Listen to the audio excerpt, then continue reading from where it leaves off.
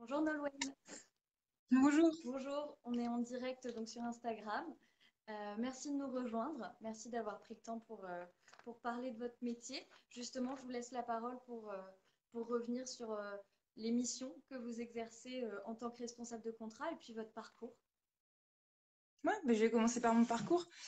Je suis Nolwenn L'Aiguillon, donc je suis responsable de contrat pour le groupe Suez Recyclage et Valorisation sur Dijon Métropole.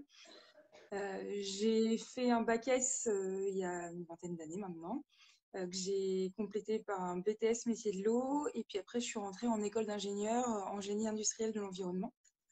Pendant mon stage de deuxième année d'école d'ingénieur, j'ai intégré le groupe Suez, Mhm. donc sur Rennes, pour une première mission, et il s'avère que j'ai jamais quitté le groupe, puisqu'ils m'ont proposé de faire ma dernière année en alternance. Ouais. Et puis après, tout s'est enchaîné. J'ai d'abord été ingénieur d'études, toujours par partie recyclage et valorisation, donc c'est la partie de Suez qui s'occupe de l'activité déchets. Suite à ça, à 25 ans, je me suis vue confier la responsabilité du département de la Loire-Atlantique pour tout ce qui était service aux collectivités en lien avec l'activité déchets. Mhm. Et donc, j'avais notamment le contrat de Nantes Métropole pardon, à manager. Euh, j'ai saisi une opportunité. Il y avait une réorganisation dans le groupe. Il y avait des postes de responsable de performance opérationnelle qui se créaient. C'est-à-dire, c'était un peu la croisée de mes deux anciens métiers. C'était à la fois des gens qui étaient en support des exploitants, donc le métier que j'opérais à l'époque, et puis qui avaient un regard plus bureau d'études, plus le temps de prendre du recul. Euh, et c'était une belle opportunité pour moi qui m'était offerte, donc j'avais saisi cette opportunité. J'étais partie à Lyon euh, pour aller intégrer le service aux collectivités sur Lyon. Et puis, dans le cadre de mes activités, j'avais entre autres la direction du bureau d'études de la partie Auvergne-Rhône-Alpes et Bourgogne-Franche-Comté. Et en 2000, que je dise pas de bêtises, 2015, voilà, que je dise pas de bêtises, on a répondu à l'appel d'offres de Dijon Métropole. Et ça faisait partie de mes prérogatives d'accompagner les équipes sur ces sujets-là qu'on a remporté. Et puis, une fois qu'on a remporté ce contrat, mon directeur de l'époque m'a dit, bah, écoute, je te verrais bien prendre la direction du contrat. Donc, si tu veux, on peut regarder comment on peut travailler. Donc, depuis le 1er janvier 2016, oui, Ouais. je suis responsable du contrat de Dijon Métropole pour Suez Recyclage et Valorisation. Donc, mes missions principales, c'est la gestion de ce contrat. Donc, on est 130 collaborateurs qui œuvront au quotidien. Ça va être très concret pour vous, nos activités. En gros, c'est toutes les personnes qui vont collecter vos poubelles sur Dijon Métropole. Que ce soit les poubelles qui sont en bac devant chez vous ou les bornes où vous apportez le verre. Ouais. On a aussi en charge la maintenance des bacs. Ouais. On a la maintenance du parc de camions, puisqu'on a un peu plus de 45 véhicules qui vont sortir tous les jours pour collecter les déchets. Et puis, des métiers un peu plus annexes, tels que la gestion du numéro vert, du site internet Ouais. et un réseau d'ambassadeurs du tri qui vont faire la sensibilisation sur le territoire. D'accord. Donc, des activités très variées. Et moi, mon métier, au final, c'est de coordonner l'ensemble des équipes, puisque j'ai des encadrants en dessous de moi. J'ai une équipe de cinq encadrants qui vont, eux, chacun chapeauter un service. Moi, je vais gérer la coordination de ces encadrants, Mhm. la relation commerciale avec Dijon Métropole, et puis voilà, l'impulsion de la politique d'entreprise, élaborer les offres commerciales, écouter les clients, résoudre les problèmes qu'on peut avoir au quotidien, gérer les relations sociales dans l'entreprise. Ouais. Donc, c'est quelque chose de très transversal. En effet, ça a l'air très diversifié comme type de mission au sein de Mm. votre métier. Et justement, comme vous avez beaucoup de missions de responsabilité, est-ce qu'il y a un aspect de votre métier, une facette de votre métier que vous aimez particulièrement et qui vous plaît beaucoup? Bah, en fait, ce qui me plaît le plus dans mon métier, c'est justement cette duplicité. C'est-à-dire que le matin, je peux être sur le terrain à échanger avec une équipe de collecte et puis à 14 heures être chez les clients pour résoudre un souci ou leur proposer une nouvelle offre, avancer avec eux pour améliorer le service. Donc c'est vraiment ça, c'est cette duplicité-là. En fait, on fait jamais la même chose chaque jour. Ouais, Et c'est ça qui est vraiment intéressant et qui permet de pas s'ennuyer, de pas tomber dans une routine. ouais. Donc la journée type, vous connaissez pas sur votre métier. Non, on sait quand elle commence, on sait à peu près quand elle finit, mais ce qu'il y a entre les deux, on ne sait pas. Par contre, il y a des grands jalons chaque mois, puisqu'on a euh, des analyses de comptes, les clôtures de comptes à faire tous les mois, les budgets à faire en début d'année. Ouais, Tous les 2 mois, on tient les réunions donc, de comité socio-économique avec les représentants du personnel. Donc voilà, on a quand même quelques grands jalons dans l'année, ou chaque mois qui sont là, mais c'est vrai que sinon, ça peut, et même de décembre, enfin entre janvier à décembre, on va faire des choses complètement différentes parce qu'il va y avoir des lancements de projets, parce qu'il y a une offre à remettre, parce qu'on va plus s'axer sur la sécurité un mois. ouais, Donc voilà, il y a vraiment des choses qui sont très très différentes en fonction des jours, mais aussi de la période. ouais, d'accord. Et donc vous travaillez là avec de nombreux collaborateurs. Vous, vous êtes plutôt au sein d'une équipe. Comment ça se passe? Vous travaillez en autonomie? Comment est-ce que ça fonctionne? Alors moi, je travaille en autonomie, donc on est 130 sur le site. Moi, j'ai en charge la gestion des 130 collaborateurs. Alors pas en direct, hein, parce que c'est impossible pour quelqu'un de manager 130 collaborateurs. Donc j'ai 5 chefs de service sur qui je m'appuie. D'accord. Et moi, je fais partie d'une autre équipe, puisque j'ai ma responsable qui est directrice d'agence de la région Bourgogne-Franche-Comté. Ouais. Et donc, j'ai un homologue, lui, qui va s'occuper du reste de la Bourgogne. Et j'ai aussi on a une assistante d'agence qui travaille avec nous et un responsable commercial sur l'agence. Donc, moi-même, je suis intégrée à une équipe plus large que seul Diaz. D'accord. Et en termes de qualités qui, selon vous, sont nécessaires pour exercer votre métier, ça serait lesquelles? Euh, Ça en requiert plusieurs. Pour moi, il y a déjà l'agilité, c'est-à-dire d'être capable de passer d'un sujet à un autre, de se dire, bah tiens, là, c'est pas la priorité, je mets ça de côté, mais j'y reviendrai tout à l'heure. Mhm. Donc ça, c'est vraiment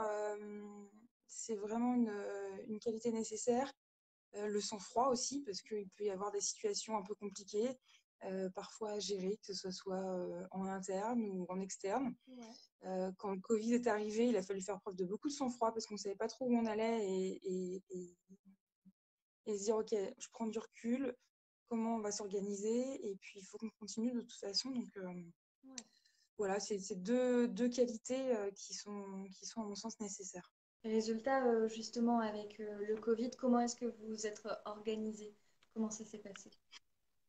Donc nous, bah, il était hors de question qu'on soit confinés à la maison, puisqu'il était important qu'on puisse continuer de collecter les déchets ménagers de Dijon Métropole.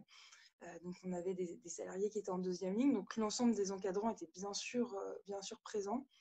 On a pris des mesures organisationnelles en fait pour permettre la continuité d'activité, c'est-à-dire que notre, nos salariés, on a fait en sorte qu'ils soient beaucoup moins nombreux en même temps dans les locaux, qui partent que à deux par camion. Mm. Euh, donc on a vraiment dû se réorganiser, c'est-à-dire étaler les départs. On a aussi réfléchi, puisque tous les commerces, les artisans commerçants étaient fermés. Mm. Il y avait des zones d'activité où on n'avait quasiment plus de travail, donc on a réalloué les ressources un peu différemment. Ouais. Et puis tout ça, on l'a suivi au jour le jour pour se poser la question de savoir comment on allait protéger nos salariés tout en continuant l'activité du service. Et force est de constater qu'on a réussi puisqu'on n'a pas eu de rupture d'activité. Très bien, bah, le défi a été relevé. Il y a une question sur le chat. Est-ce que c'est vous qui gérez la déchetterie de Dijon Métropole et est-ce qu'on peut la visiter? Alors la déchetterie de Dijon Métropole, non.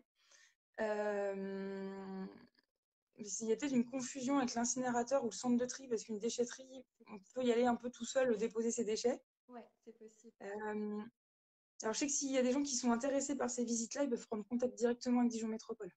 D'accord. Et est-ce qu'il y a un projet en particulier qui vous a particulièrement marqué dans votre métier? Une offre à laquelle vous avez répondu, enfin que vous avez remporté et qui vous a particulièrement marqué? Alors chaque grosse offre nous marque, hein, parce on va travailler en vase clos, on va être pendant 3 4 mois dédié à cette offre-là, et puis on, on va être on va vraiment être à 100% pour. Alors une qui m'a marqué principalement, c'est lors de 2015 quand on a voulu remporter le marché de Dijon Métropole. On était en conquête. Du coup, avec toute mon équipe, j'étais à Lyon à l'époque, on avait déménagé à Dijon, les bureaux. Ouais. On s'était immergé, on avait vécu Dijon pendant 3 mois. Et il y avait surtout une envie, un enthousiasme. Il y avait eu aucun couac et je pense que ça s'est ressenti vraiment dans le dossier qu'on a rendu et l'issue a été positive pour nous. Donc ça a été une expérience vraiment très intense, très intéressante. Et quand je revois les gens de mon ancienne équipe, on en parle encore tous et je pense que c'est quelque chose qui nous aura marqué à vie. Ah oui, oui, en effet. Ça. Mm. Il y a une autre question de la part de Demena GTT. Menez-vous une politique pour réduire les déchets? Oui, bien sûr. Dans les services qui nous sont délégués, on a le réseau d'ambassadeurs du tri. Mhm. Et donc, nos ambassadeurs du tri ont pour mission d'accompagner les Dijonnais et les métropolitains sur tout ce qui est le tri, mais aussi la réduction des déchets. Ouais. Donc là, en période Covid, c'est un peu compliqué en ce moment, on a beaucoup moins d'animations. Mais hors Covid, vous pouvez nous retrouver sur des animations comme le marché bio à Quetigny, Ouais. comme d'autres animations qui vont rythmer en lien par exemple avec la semaine européenne de réduction des déchets. Peut-être que certains ont déjà vu le Tree Truck. Et puis, bah, si vous êtes intéressé s'il y a des gens qui sont intéressés par toute la thématique réduction des déchets, je vous invite à télécharger l'application Mon Service Déchets, qui fonctionne sur Dijon et sur lequel ils vont retrouver des informations pour mieux trier déjà, et puis des astuces pour réduire leurs déchets et pour être informés via les actualités sur toutes les actions qu'on mène sur ces thématiques-là, où nous retrouver, et puis éventuellement prendre contact avec nous s'ils ont des questions. Donc sur tous les stores, Mon Service Déchets, vous téléchargez et puis c'est vous les métropolitains retrouveront toutes les informations qui concernent les déchets de Dijon Métropole. D'accord, bah, super. Peut-être, merci en tout cas pour ce conseil. Peut-être justement un conseil plus général, un message que vous souhaiteriez faire passer aux personnes qui nous regardent aujourd'hui. Donc j'ai compris que c'était un public particulièrement féminin qui nous regardait. Tout à fait. Donc je vais orienter un peu mes conseils par rapport à ce public-là. Souvent, on a tendance à se mettre des barrières vers les métiers techniques.